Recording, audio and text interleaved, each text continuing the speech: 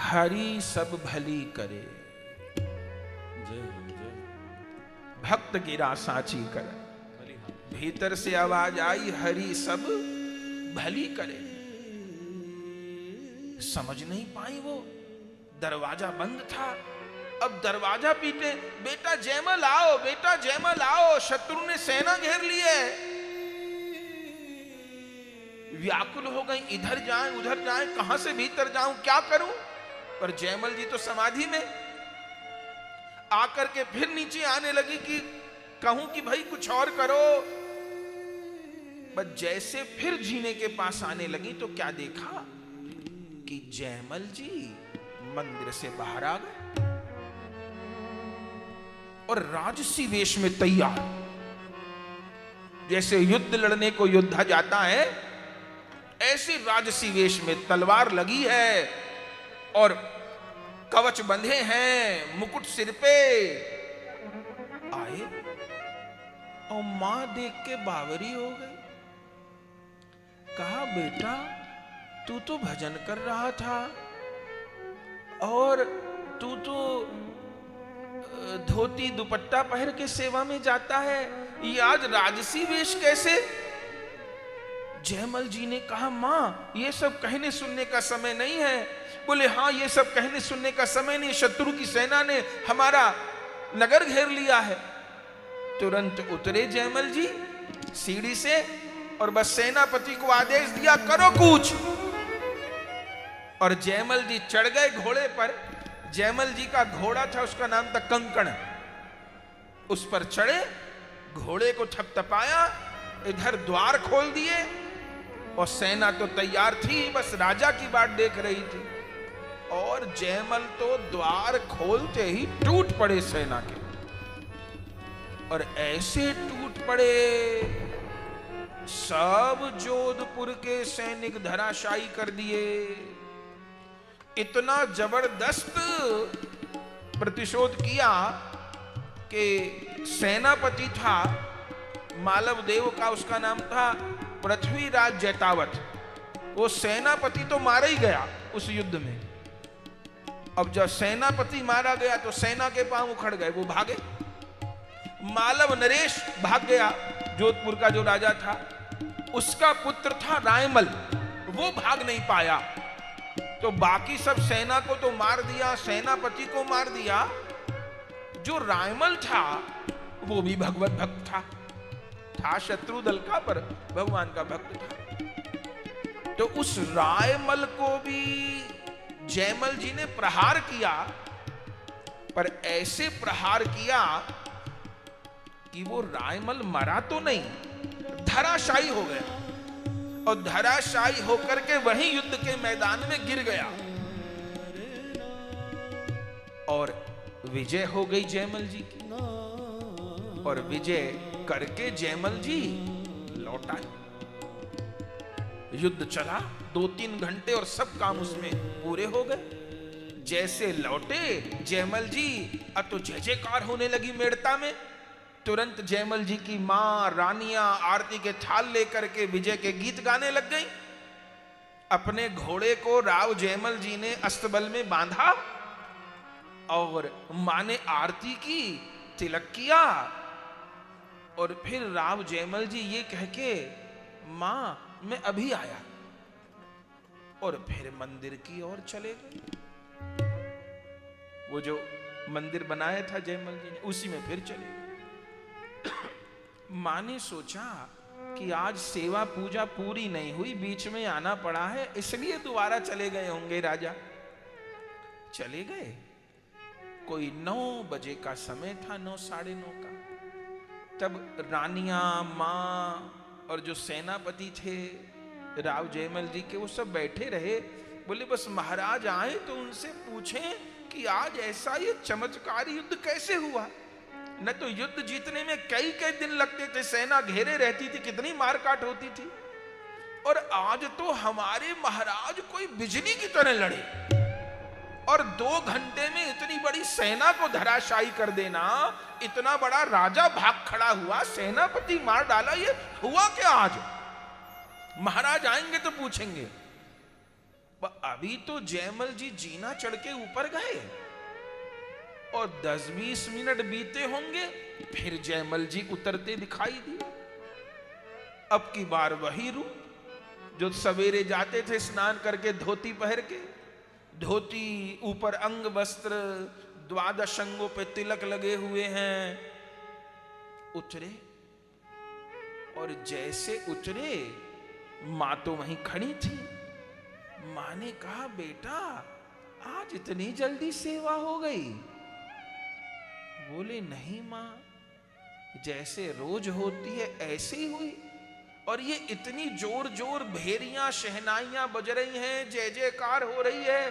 किस चीज की जय जयकार हो रही है? मां ने कहा, बेटा तू कैसी बात करता है, किस चीज की जय जयकार? अरे धोखे में जोधपुर नरेश ने आक्रमण नहीं कर दिया था, मालव नरेश ने, और तुम गए लड़ने के लिए, ऐसी शिकस्त दी कि अब सपने में भी नहीं सोचेगा कभी जोधपुर नरेश दोबारा आक्रमण करने की। तभी सेनापति आ गए। बोले, महाराज आज तो मुझे आपसे पूछना है, आपने कौन सी कला आज प्रयोग की थी कि सारे सैनिक धराशायी हो गए, मालव नरेश भाग गया? हुआ क्या? अभी तक सैनिक लोग फूल बरसा रहे हैं, भेरियां बजा रहे हैं। अचंभे में जयमल जी सुनते रहे और अपनी मां से कहे, मां कौन युद्ध, कौन मालव नरेश, कैसा? मैं तो अभी भजन करके उतर रहा, मैं तो आया ही नहीं। मां ने कहा, बेटा तू नहीं आया? अरे मैं क्या झूठ बोलूंगी, ये हजारों सैनिक सेनापति क्या झूठ बोलेंगे? अभी तो सवेरे सवेरे गए थे युद्ध करने। जयमल जी ने कहा, मां अपनी कंठी को स्पर्श करके कहता हूं, मैं कहीं नहीं गया, कहीं नहीं गया। तो फिर वो कौन थे? तब जयमल जी के नेत्र ऊपर चढ़ गए। हाय, कभी मेरे ठाकुर श्याम सुंदर ने तो मेरे लिए इतना कष्ट नहीं किया। उसी समय आप भागे अपने सेनापति से पूछने के लिए, अरे बता भैया कौन युद्ध कर रहे थे? सेनापति ने कहा, आप ही तो कर रहे थे, और कौन कर रहे थे? अरे भैया वो मैं नहीं था, मेरे ठाकुर थे, तू पहचान नहीं पाया? तब सेनापति ने कहा, वो भगवान थे। नहीं, मैं तो नहीं पहचान पाया। अरे कुछ तो अंतर होगा। हाँ, चलने में तो कुछ अंतर था। अब बातें याद आने लग गई। उस समय तो युद्ध का समय, तो सब बात याद नहीं रही। हाँ, चलने में तो अंतर था। और जब आप घोड़े पर बैठे तो बैठने और उतरने की कला में कुछ अंतर था। अरे वो घोड़ा कहाँ है मेरा? वो मेरा घोड़ा कहाँ है जिस पर मेरे ठाकुर ने सवारी की? तुरंत दौड़ करके अस्तबल में गए तो जो कंकड़ नाम का घोड़ा था, वो आंखों से उसके आंसू झर रहे थे, क्योंकि अभी दौड़ा के लाए थे भगवान। लंबी लंबी सांस ले रहा था। जाके तुरंत जयमल जी ने अपने घोड़े को ही गले से लगा लिया। सेवकों से कहा, इसकी जीन खोलो। जीन खोली गई और जैसे जीन खोली गई, घोड़ा नीचे बैठ गया। जयमल जी ने सेवकों को कहा, जल लेके आओ, फूल लेके आओ, आज अपने घोड़े की आरती उतारूंगा। आज तो मेरा घोड़ा गरुड़ जी हो गया। ठाकुर जी सवारी की है, अपने घोड़े के चारों पैर धुला के चरणामृत पिया, गोद में घोड़े का सिर ले लिया, सिर पे हाथ फेर रहे, भैया कंकड़ तू बड़ा सौभाग्यशाली है, आज भगवान तेरी पीठ पे चढ़े, कोई मनुष्य नहीं चढ़ा। और वो कंकड़ घोड़ा जयमल जी की गोद में सिर रखे, वो थोड़ी देर में तो शरीर छोड़ दिया उस घोड़े। कंकड़ नाम का घोड़ा था। फिर पागल जैसे हो गए जयमल जी, सुध बुध नहीं रहे। फिर भागे युद्ध के मैदान में। देखा वो जो रायमल था, शत्रु का पुत्र, वो धराशायी पड़ा था, उसके प्राण नहीं निकले थे। सेनापति को तो भगवान मार दिए। जाकर के भगवान उसके पास पहुंचे, उसको लगा कि शायद मेरे प्राण नहीं गए तो जयमल दोबारा मुझे मारने आ गए हैं। लेकिन जयमल जी जाके उस रायमल को गोद में ले लिए और बोले, भैया बता तूने क्या देखा, बता तूने क्या देखा, बता तूने क्या देखा। तो रायमल धराशायी था पर बोलने लायक था। क्या बोला, आज जैसा युद्ध तो मैंने कभी नहीं लड़ा। ये आपने अपनी सेना में वो श्याम किशोर को कब दाखिल किया है?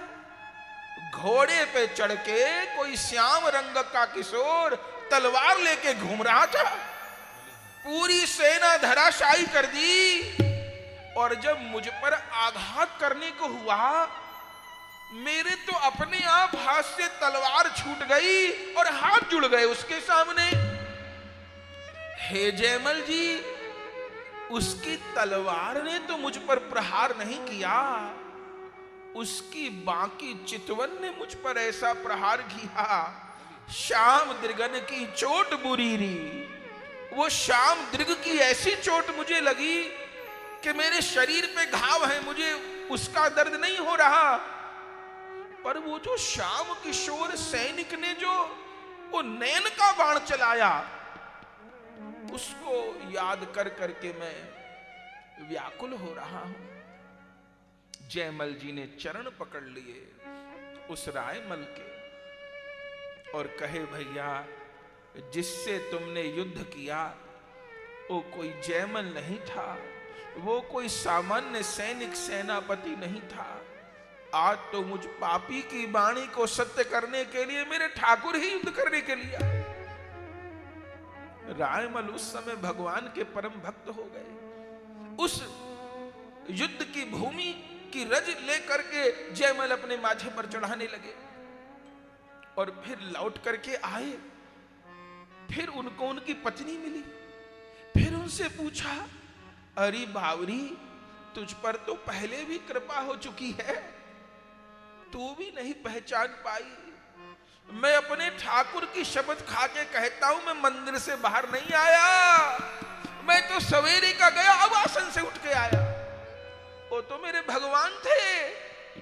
जब युद्ध करने जा रहे थे तूने तिलक नहीं किया था?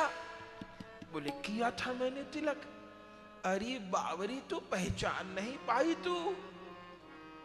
तब जयमल जी की रानी कह रही है, एक तो उस समय घबराहट इतनी थी, अब दरवाजे पे सेना खड़ी हो तो घबराहट कितनी होगी, तो मैं बहुत तो ध्यान नहीं दे पाई, पर जिस समय मैंने तिलक किया और प्रभु का माथा छुआ तो एक अलग ही स्पर्श मुझे मिला, पर मैं कुछ कह नहीं सकी।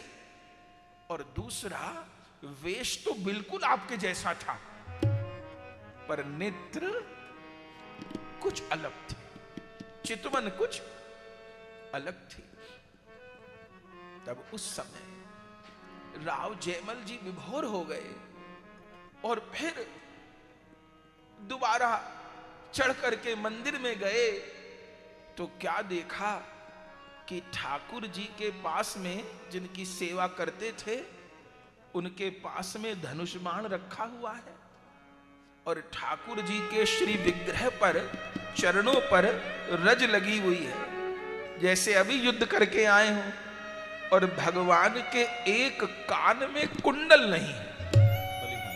सेवित ठाकुर जो थे उनके एक कान में कुंडल नहीं।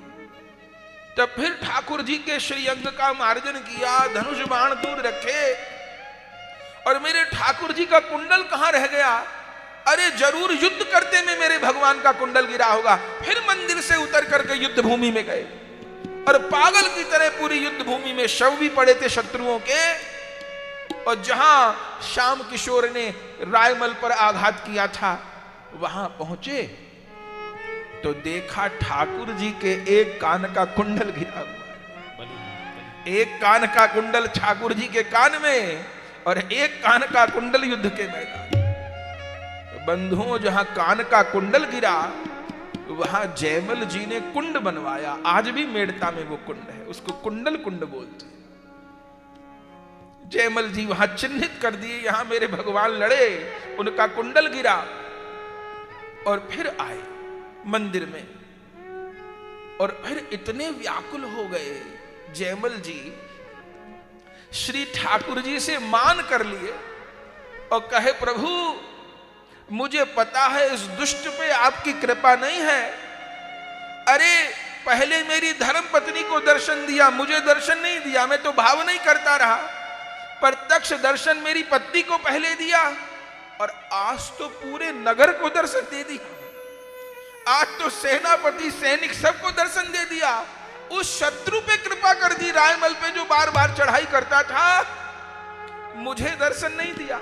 मेरे घोड़े को दर्शन दे दिया, उसकी पीठ पे चढ़ गए, पर मुझे दर्शन नहीं दिया। मेरे से जैसा हतभागी कौन होगा?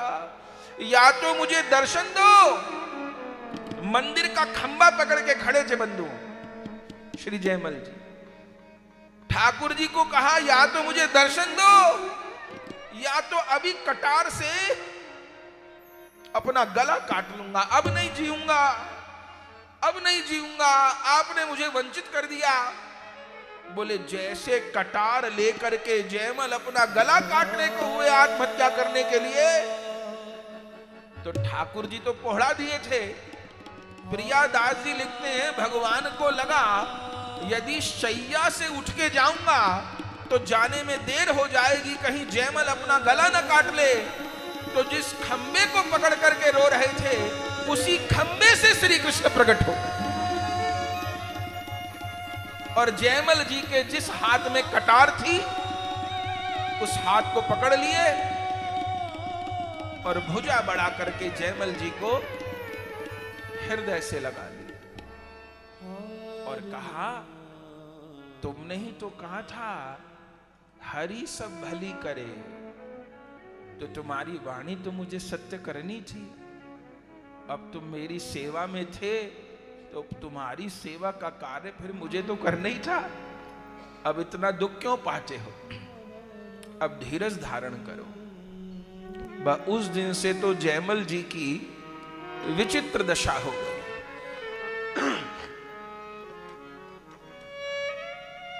स्थिति विचित्र हो गई। और जब जोधपुर नरेश को पता चला कि इस बार जो युद्ध किया था वो भगवान ने किया था, उसको तो उतना भरोसा हुआ नहीं, क्योंकि वो प्रत्यक्ष युद्ध में था भी नहीं, सेनापति और सब लड़ रहे थे। लेकिन पुत्र रायमल ने जाके तो अपने पिता को कहा। फिर जो बार बार का विरोध था जोधपुर से, वो समाप्त हो गया। फिर बहुत समय तक जयमल जी वहां रहे। फिर अकबर की दृष्टि मेड़ता पर पड़ी। तब फिर सामंत लोगों ने समझाया कि अब आप मेड़ता का हट छोड़ दो, क्योंकि मेड़ता बार बार शत्रुओं के निशाने पर है। उस समय जो उदय सिंह जी थे, चित्तौड़ के राजा, तो उन्होंने जयमल जी को कहा, आप चित्तौड़ का राज संभाल लो। इस समय मुगलों के निशाने पर ये मेड़ता और चित्तौड़ है। मेड़ता मीराबाई का पीहर है और चित्तौड़ उनकी ससुराल है। तो दोनों बड़े समृद्ध राज्य थे। और हम अब कोई नया राज्य बसाएंगे, मैं कोई नया राज्य बसाऊंगा, आप तब तक चित्तौड़ की देखभाल करो, क्योंकि इतने युद्ध हुए हैं मेड़ता पर कि मेड़ता पूरी तरह जर्जर हो गया है, केवल इसकी रखवाली में रहना ठीक नहीं है। तब जयमल जी चित्तौड़ आ गए। उदय सिंह जी ने उनको दुर्गाध्यक्ष बना दिया और उदय सिंह फिर उदयपुर आ गए और फिर उन्होंने उदयपुर को बसाया। वो अपने परिवार के साथ चित्तौड़ छोड़ करके उदयपुर आ गए और जयमल जी फिर चित्तौड़ में रहे।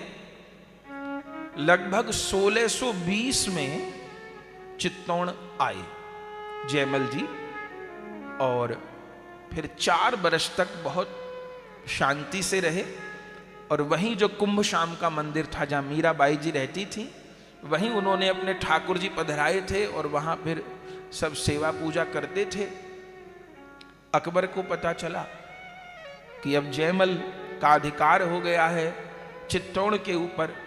फिर दोबारा अकबर ने आक्रमण की योजना बनाई। उसको चित्तौड़ चाहिए था, अनेक प्रलोभन दिए। अकबर के दरबार में 9 रत्न थे, उनमें एक थे टोडरमल, वो वित्त मंत्री थे अकबर के। तो पहले टोडरमल को भेजा जयमल जी के पास और कहलवा दिया। टोडरमल ने आकर कहा कि जहां पना तुमसे बैर नहीं चाहते, वो तो चित्तौड़ चाहते हैं, और यदि तुम चित्तौड़ छोड़ दो तो तुम्हारी जितनी पैतृक संपत्ति है बाप दादाओं की, वो सब तुमको मिल जाएगी, और 1 लाख रुपया 1 लाख स्वर्ण मुद्रा प्रति माह तुमको अलग से अकबर देंगे, और तुम अपना किनारा कर जाओ, युद्ध बुद्ध में क्या रखा है। टोडरमल ने आकर यह प्रस्ताव दिया। जयमल जी का खून खोल गया। उन्होंने कहा, हम अपनी मातृभूमि का सौदा नहीं करते, तुमने अपना ईमान बेच दिया तो तुम जाओ चाटुकारिता करो अकबर की। मैं अपने जीते जी चित्तौड़ के ऊपर ये हरा झंडा नहीं फहराने दूंगा, यहां भगवई झंडा फहरेगा, अपने जीते जी मुगलों का अधिकार नहीं होने दूंगा। ये जयमल जी ने कहा। अकबर को जवाब मिल गया। तब अकबर सेना लेकर के आया। 1 लाख सैनिक थे अकबर के पास, और इतिहास में लिखा है जयमल जी के पास बस 8000 सैनिक थे और जयमल थे। सेना ने घेर लिया, लेकिन क्या सैन्य व्यवस्था थी जयमल जी की। जयमल जी युद्ध के लिए तैयार थे, लेकिन चित्तौड़गढ़ का आज भी किला देखिए तो कितना मजबूत है, उस समय तो कैसी व्यवस्था थी। इस प्रकार की व्यवस्था कर रखी थी, चूंकि ऊंचे पे है चित्तौड़गढ़ का किला। जो अकबर की सेना आगे बढ़ती थी किले को विध्वंस करने, तो जो किले के ऊपर ऐसे छोटे छोटे छिद्र बने हैं दीवार पर, उससे क्या होता था कि वहां से टीन की नाली बना करके खौलता हुआ तेल फेंका जाता था बाहर शत्रु के ऊपर, तो सेना नहीं आ पाती थी। और बड़े बड़े पत्थर अंदर से गुलेल बना करके सेना पर फेंके जाते थे। जो जितने सैनिक चढ़ते थे वो सब बीच में मर जाते थे। तो कई हजार सैनिक अकबर के मारे गए, किले की दीवार तक ही ना पहुंच पाए। तब किसी ने कहा अकबर को कि ऐसे चित्तौड़गढ़ नहीं जीता जाएगा। बोले क्या करो? बोले सुरंग बनवाओ। तो उस समय वर्णन है, उस समय के मुगल इतिहासकार हुए, उसमें एक है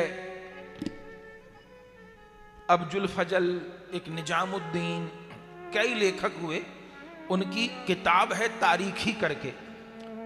उस किताब में वो उस समय के मुगल जो इतिहासकार थे वो लिखते हैं कि हमने हिंदू राजाओं के लिए कुछ नहीं लिखा, लेकिन चाह के भी जयमल के लिखने के लिए हम विवश हो रहे हैं। तो जयमल जी के लिए उन लोगों ने, मुगल लेखकों ने, माने सत्य कितना छिपाया होगा, फिर भी मुगल लेखकों ने क्या लिखा? बोले सुरंग बनवाता था अकबर, रोज 200 मजदूर मारे जाते थे। ऐसी व्यवस्था थी जयमल जी की। लोगों ने बताया उसके गुप्तचरों ने कि सुरंग बनाओ, ऐसे सीधे नहीं पहुंच पाओगे, सुरंग बना करके किले की दीवार तक पहुंचो, फिर बारूद भरवा करके विस्फोट करो, फिर दरवाजा या दीवार टूटेगी किले की, तब फिर सेना अंदर जाएगी। बोले 200 मजदूर रोज मरते थे, ऊपर से गोला बरसाते थे, जयमल जी तेल गिराते थे। एक मजदूर जिस दिन मजदूरी कर लेता था अगले दिन करने के लिए जीवित नहीं। अकबर को उस जमाने में मजदूर मिलने बंद हो गए। तो वो अब्जुल फजल लिखता है कि अकबर ने घोषणा करी, 1 टोकरी मिट्टी खोदने की 1 अशर्फी मिले, एक सोने का सिक्का मिलेगा, तब लोग काम करने को राजी होते थे। एक टोकरी मिट्टी खोद करके फेंकते थे और एक सोने का सिक्का मिलता था।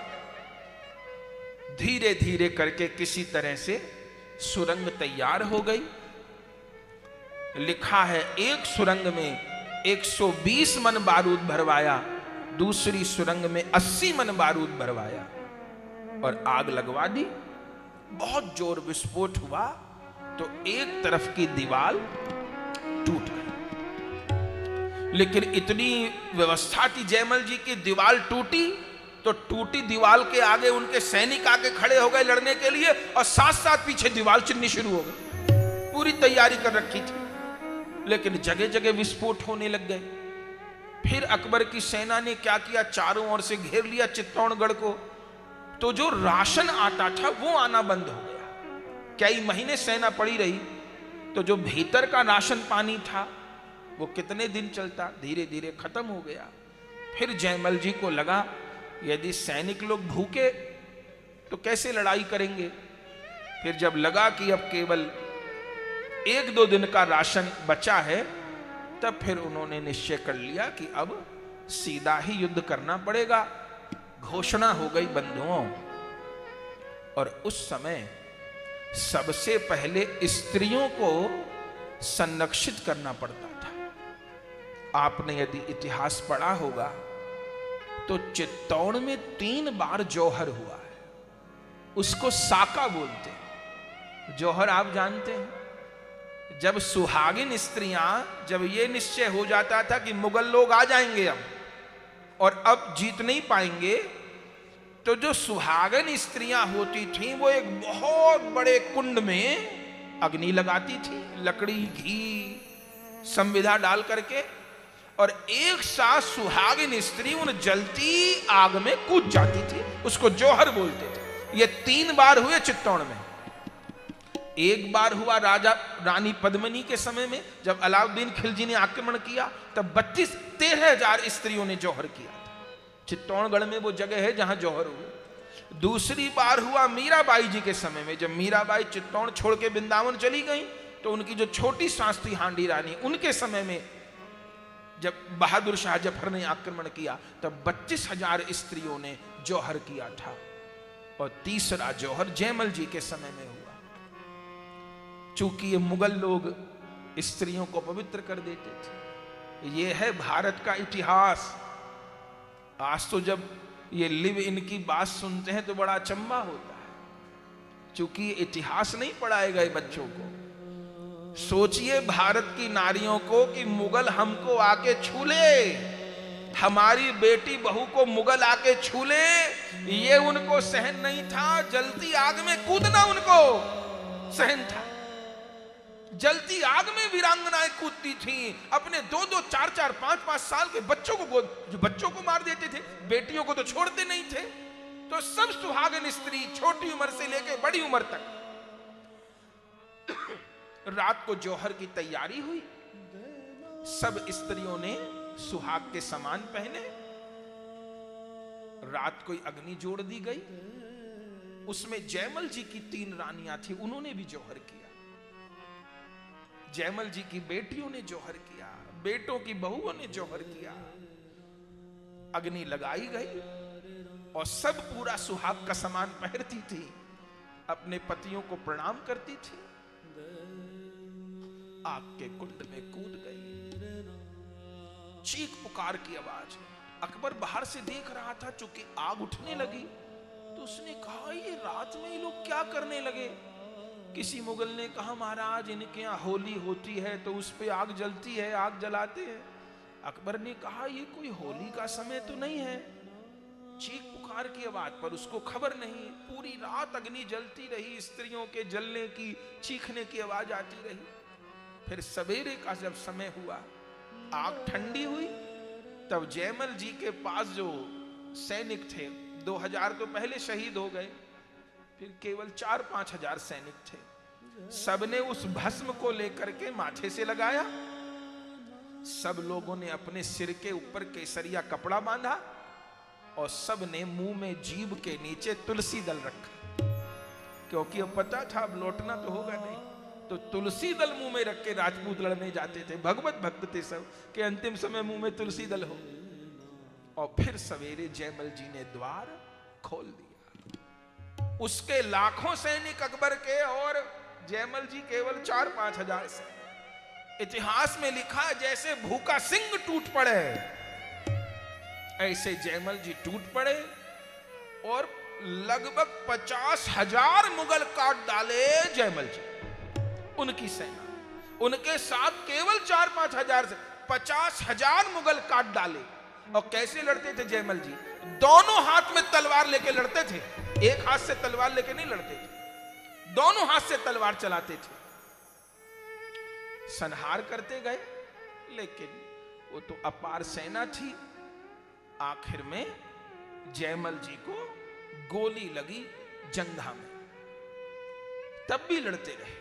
फिर दूसरी जंघा में गोली लगी, तो जब दोनों जंघा में गोली लग गई तो घोड़े पे कैसे बैठे? क्योंकि घोड़े पे बैठने के लिए तो दोनों पैरों के बीच में फंसा के घोड़े को चलना पड़ता है। तो जब दोनों जंघा में गोली लग गई तो वो लड़खड़ाने लग गए, हाथ से तो लड़ते रहे। तब उस समय सेना में थे कल्लाजी राठौड़। आपने नाम सुना होगा इतिहास में। चित्तौड़गढ़ जाइए तो किले में घुसते ही जयमल जी की भी छतरी है और कल्ला राठौड़ की भी छतरी है, पर ये इतिहास हमको नहीं बताए गए। हमको तो अकबर महान, शाहजहां महान, फला महान, ये सब डकैत थे, कोई महान नहीं। ये सब लुटेरे थे, आतंकवादी थे, काहे के महान थे ये? तो जब कल्लाजी राठौड़ ने देखा कि मेरा राजा घोड़े से गिर रहा है, तब घोड़े से उतार लिया जयमल जी को, कंधे पे बिठा लिया, कंधे पे बिठा लिया। चूंकि उनके पैरों में ताकत नहीं थी कि वो पकड़ सकें, तो उनसे कहा मेरे कंधे पे बैठ जाओ। दोनों पैर पकड़ लिए जयमल जी के और कहा अब लड़ो। तब कल्लाजी राठौड़ के कंधे पर बैठ करके जयमल जी लड़ते रहे। फिर पीछे से कोई मुगल आया और जयमल जी का सिर काट दिया। अचंबा होगा, जयमल जी का सिर कट गया, उसके बाद भी 1 घंटे तक लड़ते रहे। आज भी वो चित्र उपलब्ध है। जयमल जी का सिर कट गया, फिर भी दोनों हाथों से मुगलों को मारते रहे। फिर कल्लाजी राठौड़ को भाला लगा, तब दोनों वहीं धराशायी हो गए। आज भी जहां जयमल जी को वीर गति की प्राप्ति हुई, वो स्थान है, वहां जयमल जी का स्मारक है। और उस समय आखिरी शब्द उनके बस जय श्री राम, जय श्री कृष्ण, जय श्री राम, जय श्री कृष्ण कहते हुए वीर गति को प्राप्त हुए। फिर बाद में अकबर का जब अधिकार हुआ तो मुगलों ने जय जयकार अकबर की करी कि आपने चित्तौड़ पर विजय प्राप्त कर ली। अकबर ने कहा नहीं, मैंने विजय प्राप्त नहीं की, विजय तो जयमल की ही हुई। मैंने आज तक ऐसा राजपूत योद्धा नहीं देखा। और उस समय अकबर ने अधिकार तो हो गया, पर कल्लाजी राठौर और जयमल जी दोनों की छतरियां उस समय अकबर ने बनवाई थी। और जयमल जी को परम गति की प्राप्ति हुई 1624 में, वैशाख मास में। तो लगभग 60 वर्ष की आयु तक आप धरा पर विराजमान रहे। ऐसी ही भगवत भक्ति की और ऐसी ही राष्ट्र भक्ति की। राजपूतों की ये विशेषता, जैसे भगवत भक्त ऐसे ही राष्ट्र भक्त। तो मानसी सेवा करके भगवान को भी पाए और राष्ट्र की रक्षा में भी अपने शरीर का बलिदान दिए। ऐसे भक्त राज जयमल जी को आज हमने स्मरण किया। अब इच्छा है कि कल से जो और 4 भुजानाथ जी के भक्त लोग हुए, छप्पे संख्या 52 में 4 भुजानाथ जी को स्मरण किया गया है। और जिन भक्तों ने 4 भुजानाथ जी का भजन किया, उनका स्मरण किया गया है। तो कल उन चरित्रों को हम लोग श्रवण करेंगे। अभी समय हो रहा है, कुछ देर कीर्तन करके फिर आरती का दर्शन करके विश्राम होगा। सीताराम राम राम, राधे श्याम श्याम श्याम। राम राम राम,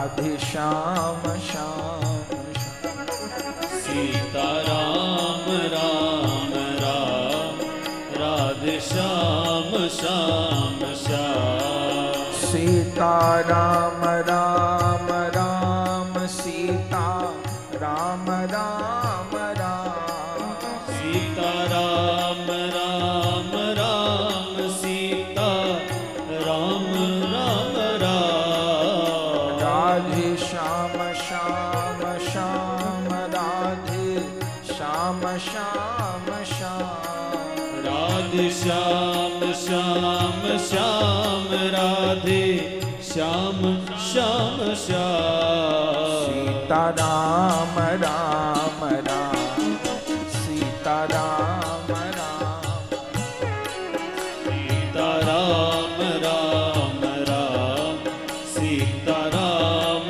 राम राम राधे श्याम श्याम श्याम राधे श्याम श्याम राधे श्याम श्याम श्याम राधे श्याम श्याम श्याम सीता राम राम राम सीता राम राम राम सीता राम राम राम सीता राम राम राम राधे श्याम श्याम श्याम राधे श्याम श्याम श्याम राधे श्याम श्याम श्याम राधे श्याम श्याम श्याम सीता राम राम राम सीता राम राम राम सीता राम राम राम सीता राम राम राम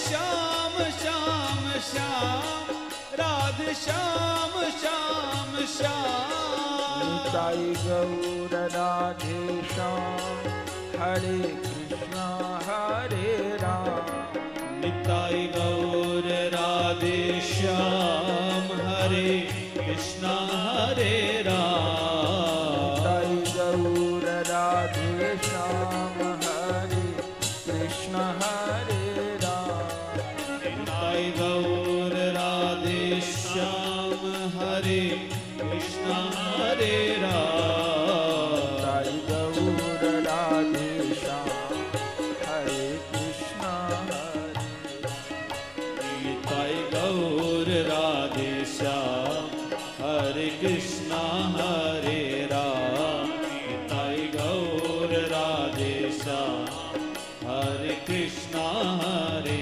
राम निताई गौर राधे श्याम हरे कृष्णा हरे राम प्रेम से कहिए जय जय श्री राधे श्याम श्री गुरु प्रेमा